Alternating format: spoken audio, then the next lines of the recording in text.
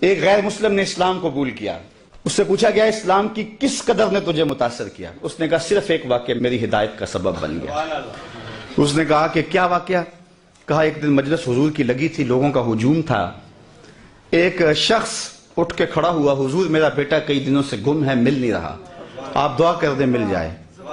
تو آقا کریم علیہ السلام قبل اس سے کہ ہاتھ اٹھاتے ایک شخص جو باہر دروازے پہ کھڑا تھا، اس نے کہا حضور ابھی میں آیا ہوں فلاں باغ سے گزر کے، میں نے بچوں کے ساتھ اس کے بیٹے کو کھیلتا دیکھا فلاں باغ میں. باپ نے سنا کہ میرا بیٹا فلاں باغ میں ہے تو ظاہر اس نے فوراً دوڑ لگا دی. تو آقا کریم علیہ السلام نے فرمایا اسے بلایا گیا. کہا بہت جلدی ہے؟ جی حضور آپ جانتے ہیں کئی دنوں سے بچھڑا ہوں، اس کی ماں الگ تڑپ رہی ہے، میں الگ بے چین ہوں، کئی دن سے کھایا کچھ نہیں، جب خبر ملی ہے تو بہت جلد بچے سے ملنا چاہتا ہوں. فرمایا ضرور جاؤ، میں روکتا نہیں، روکنے کے لیے بلایا بھی نہیں، لیکن تمہیں بلانے کا بھی ایک مقصد تھا. جی حضور ارشاد فرمائیے. فرمایا جب باغ کنارے جاؤ، بچوں کے ساتھ اس بچے کو کھیلتا دیکھو، تمہارے بیٹے کو جب تم کھیلتا پالو تو اسے بیٹا بیٹا کہہ کے آوازیں نہ دینے لگ جانا، جو نام رکھا ہے اس نام سے پکارنا. عرض کی حضور میرا بیٹا ہے، اگر بیٹا کہہ کے پکاروں تو حرج بھی کیا ہے؟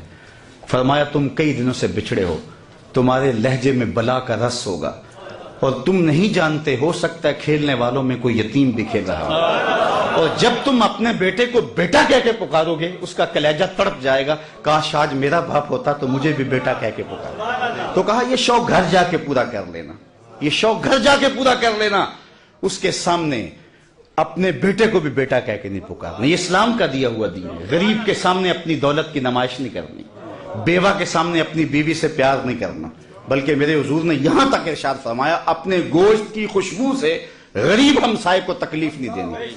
یا تو تھوڑا سا پانی زیادہ ڈال لو اور شوربے کی ایک پیالی ہمسایوں کے گھر بھی بھیج دو. اگر ایسا نہیں کر سکتے تو پھر ایسے زاویے میں وہ کھانا پکاؤ کہ غریب کے بچوں تک اس کی خوشبو نہ پہنچے. بچے ہیں ضد کر بیٹھے اور انہوں نے اپنے غریب باپ سے تقاضا کر لیا تو بوڑھا باپ کیسے آرزو ان کی پوری کرے گا؟ وہ کیا کسی نے کہا تھا نا، اسی ڈر سے وہ بچوں کو دوپہر میں سلا دیتی ہے گلی میں پھر کھلونے بیچنے والا نہ آ جائے.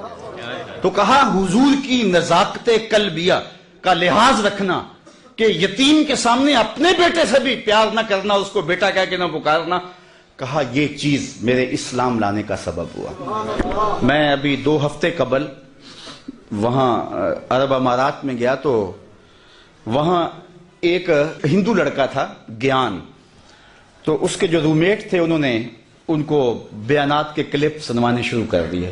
اس کا دل نرم ہوا تو میں نے جہاں جمعہ پڑھانا تھا تو وہاں اس کو لے آئے. تو وہ باہر بیٹھ گیا مسجد سے باہر، گفتگو سننے لگا.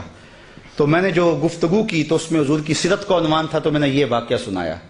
میں واقعہ سنا تو وہ اٹھ کے اندر آ گیا اور اس نے کہا مجھے اسلام میں داخل کر لو. تو میں نے کہا کہ آج بھی حضور کی سیرت میں اتنی چمک ہے، اتنی روشنی ہے، اگر ہم کسی ڈھب سے اس کو بیان کریں نا تو آج بھی جو دلوں کے اندر ایمان کے تخم ڈال سکتی ہے. تو اقبال کہتا ہے کہ حضور کی سیرت بیان کرو، اس میں تمہاری اولاد کے سینے میں حضور کا پیار پیدا ہوگا.